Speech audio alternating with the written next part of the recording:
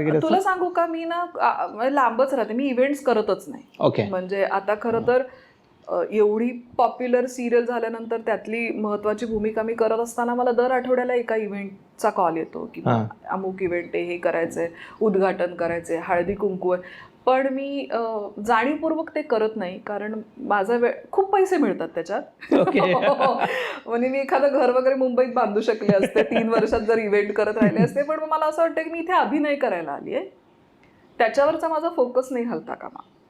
त्यामुळे मी इव्हेंट नाही करत किंवा त्याच्या क्विक मनीच्या मागे जात नाही. आणि त्याच्यात अनेकदा राजकारण इन्व्हॉल्ड असतं, त्यामुळे माझ्यापर्यंत कुठलेही पक्ष आणि हे फारसे आलेलेच नाही आहेत. येतील असंही वाटत नाही. आणि त्या तो वेगळा पिंड आहे रे. मला असं वाटतं की मी कलाकार म्हणूनच मरेन, राजकारणी नाही होणार. नाही, कारण